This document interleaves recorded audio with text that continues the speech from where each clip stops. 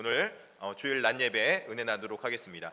여러분, 제가 핸드폰을 가지고 있는데 제가 가지고 있는 핸드폰과 제 사모가 갖고 있는 핸드폰이 너무나도 똑같이 생겼습니다. 고의로 그런 건 아닌데 케이스까지 서로 그냥 사고 보니까 똑같은 핸드폰이더라고요. 그래서 이 핸드폰을 가지고 같이 이제 다니다가 보면은 내 핸드폰인 줄 알고 어느덧 그 핸드폰을 갖고 나왔는데 전화를 보니까 자꾸 문자 안 풀려요. 보니까는 제 아내 핸드폰인 거예요.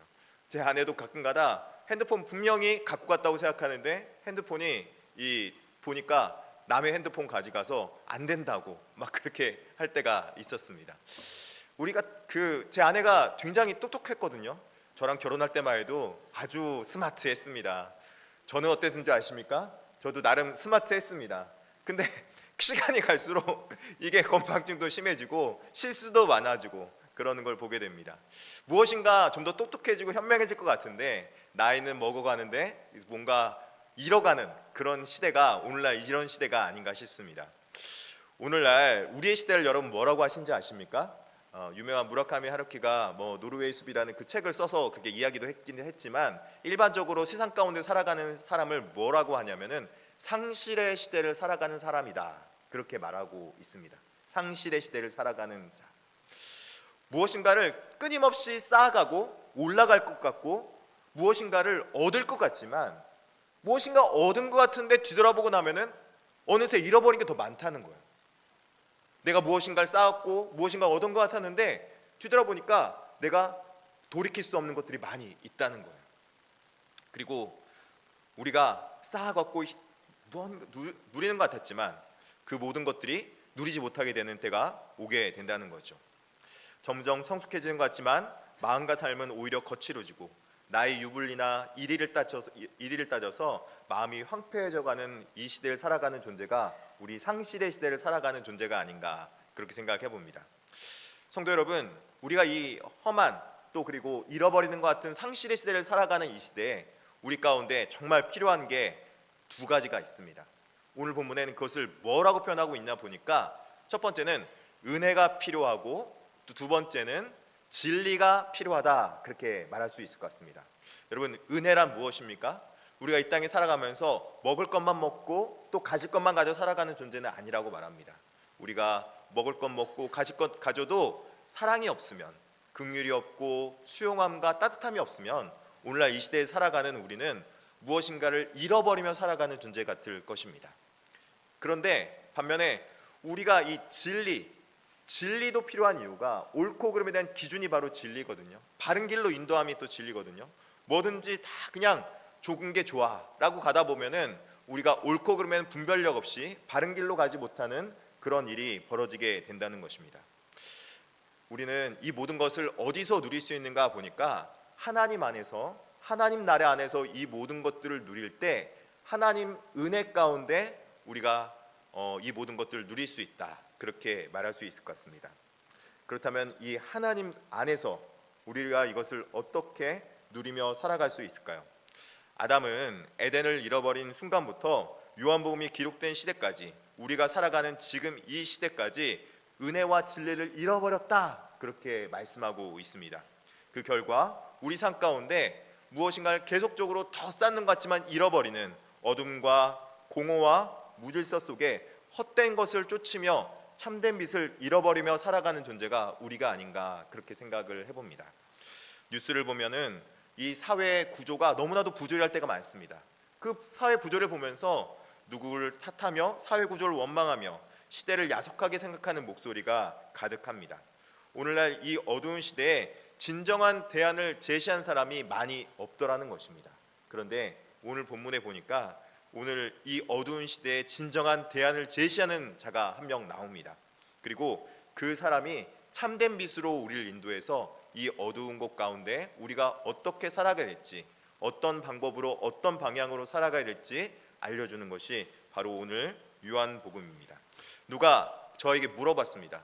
목사님 왜 우리가 신앙해야 됩니까? 우리 아이들은 왜 믿음을 가져야 됩니까? 라고 물을 때가 많이 있었습니다. 여러분, 우리 자녀들, 우리 중학교 올라온 친구들이 우리 같이 예배를 드려요. 그쵸? 예, 지호야 같이 예배 드리고 있어요, 우리는. 근데 우리가 왜 신앙해야 될까요? 왜 우리가 하나님 앞에 믿음을 가져야 될까요? 그것은 바로 우리가 이 땅에 가짜 빛에 속지 말고 참빛을 바라봐야 되기 때문인 줄 여러분 믿으시길 바랍니다. 본문 6절에 하나님께로부터 은혜와 진리를 회복하기 위해서 보내심을 받은 한 사람이 그 참빛을 증언하고 있습니다. 우리 같이 6절 한번 읽어보겠습니다. 시작. 하나님께로부터 보내심을 받은 사람이 있으니 그의 이름은 요한이라. 아멘. 여기서 말하는 요한은 요한복음을 쓴 요한이 아니라 세례 요한입니다. 그의 사명은 빛에 대하여 증언하는 자였습니다. 그리고 그는 빛에 대하여 증언할 때 다른 마태, 마가, 누가에서는 공간복음서에는 회개하라 천국이 가까웠노라 그렇게 외쳤습니다. 근데 오늘 본문에는 뭐라고 말합니까? 독특하게 빛에 대하여 증언하러 왔다 라고 표현을 하고 있습니다. 왜 하필 빛을 증언하러 왔다고 표현하고 있을까요? 우리 삶에 빛이 없어서 그럽니까? 여러분, 대낮에 해가 떠 있는데 저기 해 떠 있습니다 라고 말할 사람은 아무도 없습니다. 아마도 이 시대에 일반적인 말하는 그런 빛이 아니라 어떤 우리 영적인 빛과 우리 칠흑 같은 삶 속에서 우리를 뚫고 나갈 수 있게 해주는 그런 빛이 필요했던 것이죠. 오늘날에도 도시는 화려합니다. 네온과 조명으로 아주 밝은 세상을 볼 수 있습니다. 그런데 이 시대 가운데 우리가 어떻게 살아가야 되는지, 우리가 어려움 속에서도 이 어려움을 뚫고 이겨나갈 영적인 참빛은 무엇인지 잘 모르고 살아가기 때문에 좌절하고 낙심하고 낭망하고 갈 길을 모르고 또 시간을 허비하며 살아가는 존재가 우리가 아닌가 그렇게 생각을 해봅니다. 그런데 이 영적인 맹인의 시대라고 할 수 있는 이 시대 가운데 하나님께서 우리에게 참빛을 비춰주십니다. 세례 요한은 자신이 참빛이라고 표현하지 않습니다. 철저하게 자신을 낮추면서 8절에 이렇게 말하고 있죠. 그는 이 빛이 아니요 이 빛에 대해서 증언하러 온 자라. 참빛은, 이 세례 요한이 증언하는 빛은 무엇입니까? 바로 참빛이신 예수 그리스도이십니다. 예수님은 스스로 빛나서 영광이 가득하신 분이십니다. 누구처럼, 어떤 조명처럼 누군가가 인정해줘야지 영광이 빛나는 분이 아니세요. 우리가 인정해줘야지만 그분이 빛나는 분이 아니세요. 우리가 찬양을 안 돌릴지라도 그분은 영광받기 합당하신 분이고 그분의 영광이 가득한 줄 믿으시길 바랍니다. 인공조명처럼 전기가 필요하거나 우리처럼 달의 빛을 반사하거나 아니면 누구의 빛을 반사해서 어떤 것을 인해서 인정받거나 또 아니면은 다른 어떤 것으로 인해서 우리가 빛을 반사하는, 영광을 비추는 그런 존재가 아니라는 것이죠. 스스로 빛을 내어서 세상을 밝힐 수 있는 능력의 존재입니다. 사람은요, 근데 여러분 그런 존재가 아닙니다. 사람은 누군가 인정해주고 그 사람을 사랑해주고 그 사람을 존중해줘야지만, 그 사람에게 정말 잘한다 칭찬해줘야지만 빛나는 존재가 사람이라는 존재예요. 그래서 사람은요, 사실은 물질만 가지고 살아갈 수 없는 존재예요. 먹을 것만 먹어서 살아갈 수 없는 존재가 우리 사람이라는 존재예요. 사람은요, 반드시 사랑이 필요하고 은혜가 필요하고 진리가 필요한 겁니다. 우리가 느끼지 못하고 있을 뿐이지, 공기가 이 중에 많이 가득히 있어서, 공기가 있어서 우리가 숨을 쉬는 건데 마치 그 공기가 없으면 우리가 숨을 쉴 수 없는 건데 공기가 많이 있는데 우리가 그걸 못 느끼듯이 하나님께서 우리를 인정해주고 기다려주고 사랑해줬기 때문에 지금 우리가 존재하는 것이죠. 참빛이 그럼 비치면은 그럼 어떤 일이 벌어진 줄 아십니까? 우리 가운데 참빛이 비춰지게 되면은 이 세상 가운데서 내가 어떠한 존재인지를 깨달아 알아요. 그리고 이 세상이 어떠한 곳인지를 깨달아 알게 되는 거죠. 그리고 이 세상 가운데 우리가 어떻게 살아가야 될지를 알게 해주는 것이죠. 여러분, 성경은 이 세상이 정말 살기 좋은 곳이고 앞으로 영원히 살 수 있는 곳이라고 말하고 있습니까? 그렇지 않아요. 세상은요, 끝이 있구나, 종말이 있구나, 그것을 알고 살아가는 것이 우리 가운데 지혜고 또 그리고 진리라는 것입니다. 그런데 그 끝이 있는 삶 속에서 우리는 끝만 보며 살아가는 존재가 아니라 끝 너머 영원의 길이 있다는 것을 발견한 존재라는 것이죠. 여러분, 근데 이 세상이 마치 전부인 것처럼 살아가는 존재는 여러분 어떻습니까? 물질만이 영원한 것처럼 그 수단이니, 물질은 수단이고 우리에게 주어진 모든 것들은 다 하나님 앞에 영광 돌리기 위한 방법론인데 그것들이 마치 목적론처럼 생명을 얻기 위한 것인데 오히려 생명을 다 바쳐서 그것을 우리가 얻으려고 하는 것이죠. 여러분, 이러면 주객전도가 일어납니다.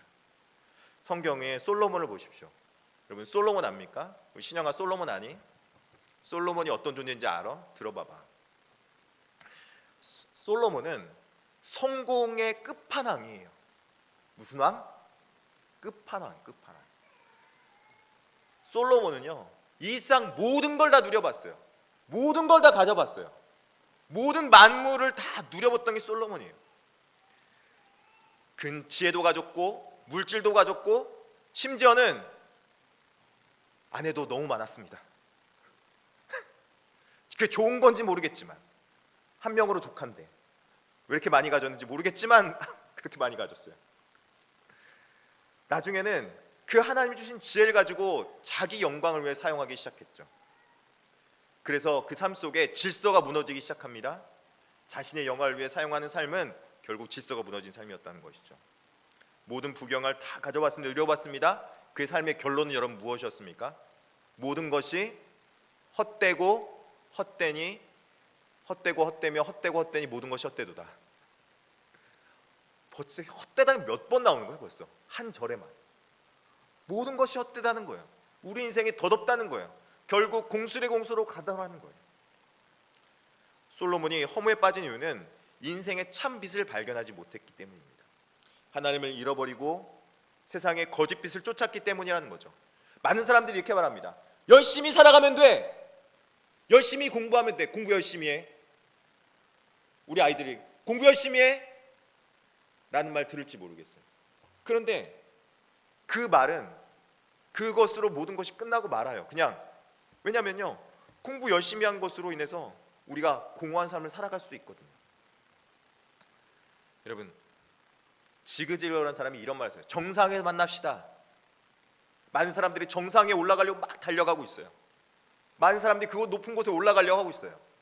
근데요, 그 높은 곳에 올라간 사람들이 다들 하는 말이 있습니다.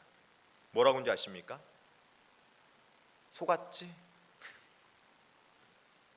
다 올라가고 나서는 그곳이 허무한 곳임을 깨달아 알게 돼요. 그런데 자기 혼자 속지 싫으니까 다른 사람 보고 올라와봐 이러고 있는 거죠. 근데 그곳에 올라갔습니다. 올라가서 너 보니까 사랑이 없어요. 차야 될 책임은 더 많아요. 주어지는 의무는 더 많이 들어오게 되는 거예요. 무엇인가를 누리고 있으면 반드시 그 의무가 돌아오게 되는 겁니다. 지키기 위해서 노력해야 되고요. 그 모든 것을 간직하기 위해서 걱정, 근심해야 되는 겁니다. 오늘 대통령이 되기 위해서 수많은 사람들이 도전해요. 국회의원들 중에서 많이들 도전하죠. 어떤 높은 지회 자리에 올라가서 대통령 되고서 하나 사는 말이 다 이거예요. 그 자리에서 올라가서 정말 진짜 대통령 하시려면 4시간, 5시간 이상 자기가 어렵다는 거예요. 자기 혼자 감당하기 어려운데 수많은 국정을 다 감당해야 되니 얼마나 힘들겠습니까? 미국의 대통령들은 다 대통령 그 자리에 올라가고 나서는 건강이 악화될까 봐 걱정하고 있다고 하더라고요. 오늘날 우리는 참빛이 아닌 빛을 매번 그것이 마치 진리인 것처럼 쫓아가려고 살아갑니다. 종교학자 칼빈은 이를 두고 참빛이 없기에 사람들은 자신의 비참을 깨닫지 못하고 일시적인 처방으로 문제를 해결하려 한다고 그렇게 통찰했습니다. 우리에게 주어진 가짜 빛, 그것은 우리에게 구원과 참된 안식을 절대 주지 못합니다. 오직 영혼을 비춰준 참빛 예수 그리스도를 만날 때 비로소 우리 삶 가운데 안식과 삶의 의미와 목적과 사명을 발견할 수 있게 되는 것입니다. 참된 안식이 거기 있다는 것이죠. 그렇다면 참빛을 우리가 어떻게 만날 수 있을까요? 참빛은 하나님께서 우리에게 다가오셨습니다. 어둠 속에 텐트를 치신 것처럼 마치 다가왔다고 말하고 있어요. 오늘 설교에 보면 14절에 보면은 상반절이 이렇게 말하고 있습니다. 말씀에 같이 한번 읽어보겠습니다. 시작. 우리가 그의 영광을 보니 아버지 독생자의 영광이요 은혜와 진리가 충만하더라 이렇게 말합니다. 여기서 말씀이라고 하는 말씀은 우주를 창조하신 전능하신 하나님 자신입니다. 예수 그리스도 본인 자신이신 거죠. 그런데 그분은 제한적이고 썩어지는 육신과 전혀 다른 그런 분이셨습니다. 그런데 그분이 어떻게 우리에게 다가오셨습니까? 그분이 육신으로 우리 가운데 거하심에 라고 말하고 있습니다. 거하심에. 여기서 거하시다라는 헬라어 단어가 굉장히 중요합니다. 에크네노센이라는 단어인데, 이 에크네노센이라는 단어는 우리가 어떤 좋은 곳에 가서, 좋은 경치 좋은 곳에 가서 임시적으로 치는 텐트, 장막, 이게 바로 거하심에라는 말은 에크네노센이라는 단어입니다. 그러니까 잠시 임시적으로 텐트를 친 거예요. 근데 잠시 좋은 곳에 텐트 치면 좋겠는데, 그 전능하신 하나님께서 그 영광 가운데 있던 그 모든 걸 버리고 어느 곳에 텐트를 쳤나 보니까 이 텐트 친 공간은 우리가 살아가고 있는 힘들고 어려운 공간이었다는 거예요. 우리에게 찾아오신 거예요. 우리 가운데 찾아오시고 우리와 함께 동행하기 위해서 우리에게 거하시기로 작정하신 것이죠. 왜 굳이 텐트를 치셨을까요? 왜 하나님께서 텐트를 치며 우리에게 거하기로 작정하셨을까요? 우리와 떠났기 때문에 아닙니까? 하나님과 멀어져 있는 우리 존재가 있기 때문에 그렇지 않습니까? 여러분, 한 주 동안 하나님과 정말 가까이 지내셨습니까?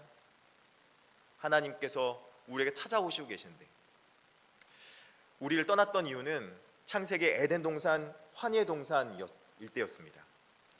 여러분, 에덴 동산이 왜 에덴 동산이냐고 묻는다면은, 그 에덴 동산은요, 먹을 것이 많이 있고 뭐 금과 은이 있고, 그리고 그곳에는 비옥한 땅이 있어서 열심히 수고하지 않아도 조금만 노동해도 많은 것을 거둘 수 있기 때문에 에덴 동산으로 생각할지 모르겠어요. 여러분, 에덴 동산 같은 그런 낙원 같은 데 살고 싶지 않습니까? 근데 그 기쁨의 동산, 환희의 동산을 왜 우리가 놓치게 되었는가? 하나님 먹을 것 주시며 모든 필요한 것을 채우셨는데, 선악과만 빼고 무엇이든지 다 먹을 수 있다고 말씀해 주신 그 하나님의 약속을 아담과 하와가 어기면서 하나님과 관계를 파괴했어요. 내가 이 모든 거 다 누려야지, 하나님과 같이 돼야지 라고 하면서 내 뜻과 내 판단대로 하기로 작정한 것이죠. 그래서 그곳에서 하나님과 관계를 파괴하고 내가 모든 걸 다 누리려고 에덴 동산에서 하나님과 언약의 관계를 파괴해 버리는 것입니다. 그래서 그곳에서 실낙원, 즉 낙원을 잃어버리는 존재가 되었다는 거예요. 낙원을 잃어버린 이유는 무엇입니까? 하나님과 관계가 파괴되었기 때문에 낙원에서 실낙원하게 된 거예요. 낙원을 잃어버린 것이 아니라 하나님과 관계가 파괴된 곳이 실낙원한 곳이라는 거죠. 이렇게 말을 하면 여러분 좀 이해가 쉽게 안 와닿을 수 있어요. 여러분, 근데 쉽게 얘기를 한번 해볼게요. 여러분, 우리뿐만 아니라 유럽의 곡창지대라는 곳이 있습니다. 그 곳이 어디냐면요, 국기에도 나와 있는 곳이 있어요. 여러분, 우크라이나 국기를 혹시 아세요?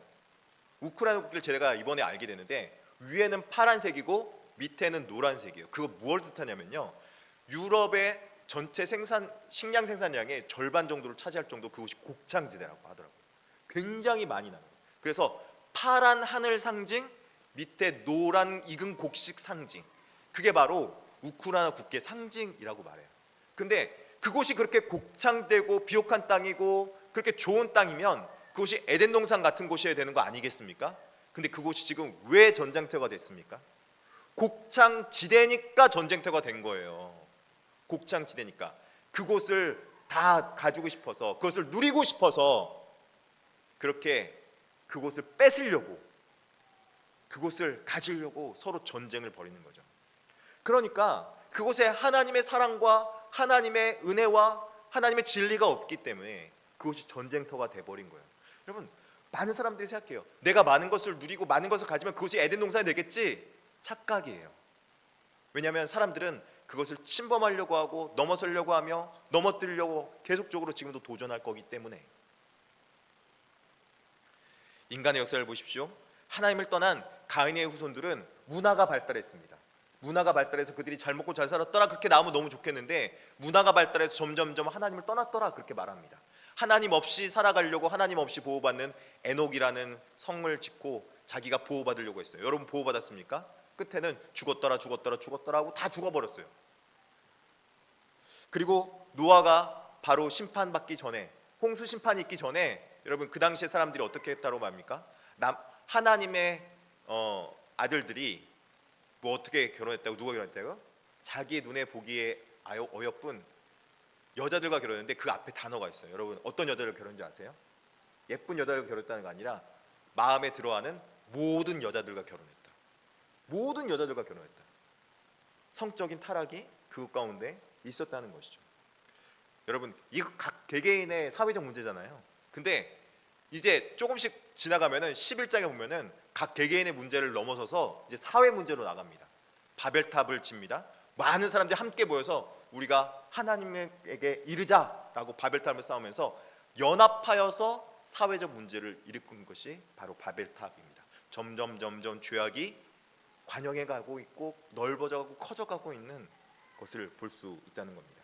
오늘날의 전쟁, 미움, 갈등 모든 것을 잃어버린 시대가 오늘날 이 시대는, 하나님을 잃어버린 시대가 바로 이런 시대라는 거죠. 이처럼 망가진 세상에 하나님께서 재난 가운데 임한 우리를 보면서 재난 구호 텐트로 우리에게 찾아오신 거예요. 하나님의 텐트는 하나님이 거하시겠다는 건요, 하나님의 구호 텐트를 우리에게 펼치시고 얘들아 일로 와, 여기 오면은 구호받을 수 있어, 구원받을 수 있어 라고 말하면서 구원 텐트로 우리를 부르는 거죠. 그래서 그곳에 불러서 우리를 하나님과 거할 수 있도록 우리를 다시 부르시는 놀라운 하나님의 은혜가 있다는 겁니다.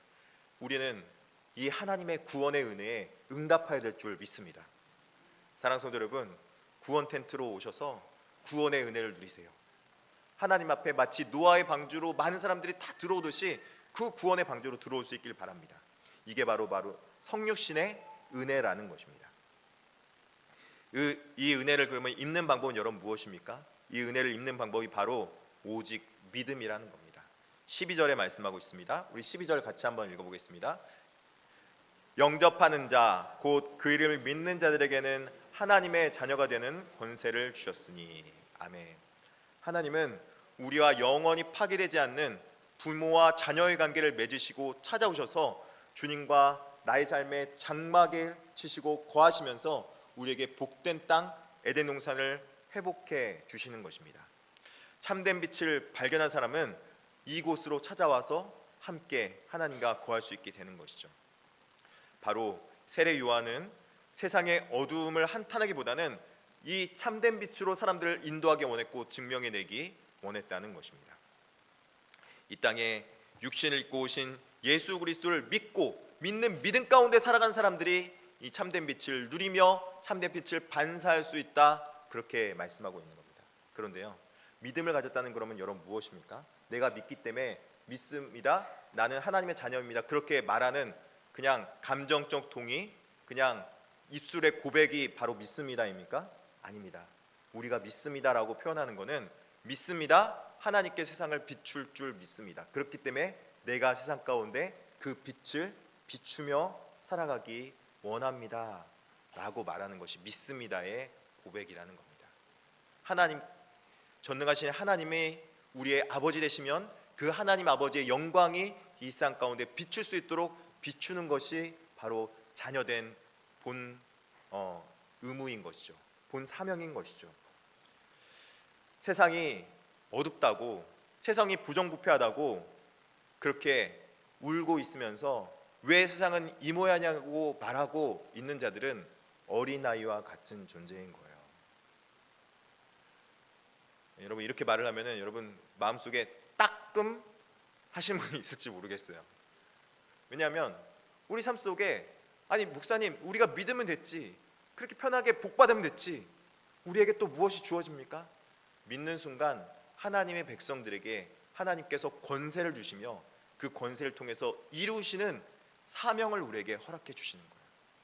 바로 하나님께서 우리에게 진리를 전파하며 진리를 이 세상 가운데 보존할 수 있는 그 사명, 그래서 하나님의 자녀답게 살아갈 수 있도록 우리를 부르시며 또 보내시며 사명을 주는 거죠. 부르심과 보내심의 사명이 바로 여기에 나온다는 것입니다. 하나님의 계획은 무엇입니까? 하나님과 사람과의 파괴된 관계를 회복해라. 그 회복된 관계를 너희가 누려라. 누리는 삶 가운데서 많은 사람들에게 그 회복된 관계를 은혜 받은 자로서, 많은 사람들에게 비춰줄 수 있으면 좋겠다. 그렇게 우리를 말씀하고 있는 것입니다. 영접하는 자, 곧 그 이름을 믿는 자들에게는 하나님의 자녀가 되는 권세를 누려라 라고 우리를 부르시며 또 우리에게 사명을 허락해 주시는 것입니다. 여러분, 권세는 무엇입니까? 엑수시아라는 권세는 하나님께서 우리에게 주시는 능력입니다. 하나님께서 우리에게 주시는 믿음의 능력과 하나님의 하늘에 신령한 복입니다. 그 하나님의 권세를 누리지 못하면 우리는 이 땅에서 믿는 믿음의 은혜를 받지 못하는 것입니다. 하나님 앞에 그 믿는 믿음의 은혜를 우리가 하나님 앞에 영광 돌리며 살아갈 때 오히려 하나님께서 우리는 그 권세를 누릴 수 있다, 누리는 존재가 된다 라고 말씀해 주고 있는 것입니다. 그러므로 사랑하는 성도 여러분, 예수 그리스도를 믿고 영접하셨습니까? 아멘이라고 대답하셔야 됩니다. 아멘 믿으십니까? 하나님의 자녀로 하나님의 자녀된 것을 전하며 살아갈 수 있는 저와 여러분에게 진심으로 축복합니다. 2020년도 우리 교회가 자랑스러운 교회가 됐으면 좋겠어요. 다른 교회 좋은 성도, 내가 그런 좋은 성도가 하나님 되겠습니다. 좋은 하나님의 자녀 되겠습니다. 다른 교회 되겠습니다. 하나님이 그렇게 만들어갈 줄 믿습니다. 아무리 어둡고 험한 세상 가운데서도요, 하나님의 자녀로 살아가고자 하는 사람은 하나님께서 지키는 거예요. 왜냐하면 하나님의 자녀이니까, 하나님의 백성이니까 그 사람을 하나님께서 기쁘게 여기시고 에덴 동산이 거하는 곳으로 이를 부르시는 것이죠. 그런데 그렇다면 그것이 어떻게 이루어진지 오늘 본문에 보니까 이렇게 말하고 있어요. 14절 하반절에, 14절 한번 띄워주시겠어요? 하반절에 보니까 우리가 그의 영광을 보니 아버지 독생자의 영광이요 은혜와 진리가 어떻게 하더라? 충만하더라. 예수님의 영광은 세상의 금부한 아닙니다. 바로 은혜와 진리였습니다. 근데 이 은혜와 진리는 우리 가운데 충만하게 넘쳐야 된다고 말하는데, 이 은혜와 진리라는 것이 원래 충만하게 함께 거할 수 없습니다. 왜냐하면 진리 없는 은혜는 방종으로 가는 것이죠. 죄를 지어도 하나님 사랑이 다 괜찮아 라고 말해버리면 되는 거 아니겠습니까? 그런데 용서가 아니라 이게 방임으로 흘러가지 않도록 하나님께서 은혜 가운데 우리에게 진리를 허락해 주셔서 진리를 통해서 우리가 바른 길로 갈 수 있도록 우리를 치료하시고 우리를 낫게 하시는 것입니다. 암 환자가 있는데 암 환자에게 당신은 건강합니다 라는 의사가 있으면 그는 거짓말을 하는 것이죠. 진리가 아닌 것이죠. 당신이 지금 고침받고 치료받아야 됩니다. 아프더라도 진실 있게 말해서 치료받을 수 있도록 해야 되는 겁니다. 무조건 괜찮다는 것은 무책임한 것입니다. 은혜 없는 진리가 있습니다. 이것은 폭력입니다. 진리 법대로 당신 틀렸어, 당신 옳아, 이렇게 진리대로 판단만 하는 것은 여러분 폭력일 수 없어요. 사랑 없는 정죄는 바리새인과 같은 존재가 되는 것입니다. 근데 이것들이 어떻게 조화가 이루어집니까? 기가 막히게 조화롭게 이루어지는 곳이 있어요. 그 절정인 곳이 있어요. 바로 예수 그리스도의 십자가라는 거예요. 십자가는요, 그리스도의 십자가는 심판대이기도 하면서 그것을 믿는 자에게는 구원의 길입니다. 그 십자가의 은혜와 진리의 만남이 있습니다. 십자가 내가 처음 볼 때에 나의 마음의 큰 고통 사라져. 내가 은혜와 진리 가운데 살고자 했는데 내가 살아갈 수 없는 나의 한계 속에서 십자가를 만났을 때 내 마음의 근심과 고통과 어려움 속에서 해방이 이루어지게 되는 것입니다. 여러분, 그 십자가 사랑이 있을 때 우리 가운데 찾아오셔서 말할 수 없는 탄식으로 성령님께서 오늘도 우리를 위해서 중보해 주며 사랑해 주고 계십니다. 교회가 어떻게 유지된 줄 아십니까? 다 옳아서 다 거룩해서 유지되는 것이 아니라 사랑으로 돼야 합니다. 근데 그 사랑으로 돼야 돼. 그 안에 어떻게 하면 옳은 길로 갈 수 있을까를 계속적으로 진리를 전해야 되는 것이 바로 교회라는 것입니다. 그런데 진리 없는, 은혜 없는 진리가 아니라 은혜 있는 진리로서 사랑함으로 베풀어주며 또 그리고 진리는 있으나 은혜롭게 사랑으로 전달해 주는 것이죠. 이 진리의 빛과 은혜의 빛이 함께 만나는 것, 바로 예수 그리스도시라는 겁니다. 예수님은 우리에게 이렇게 말합니다. 나는 진리로서 내가 얼마나 큰 죄인인지 다 안다. 핑계대지 마라. 그러나 나는 은혜로서 너를 목숨 바쳐 사랑한다. 아멘. 너를 절대 정죄하지 않는다. 이것을 시편 43편 3절에 이렇게 말하고 있어요. 시편 43편 3절 제가 읽어드리겠습니다. 같이 한번 읽어볼까요? 시작. 주의 빛과 주의 진리를 보내시어 나를 인도하시고 주의 거룩한 산과 주께서 계시는 곳에 이르게 하소서. 주의 빛과 진리를 통해서 주님과 함께 거할 수 있도록 하여 주시옵소서.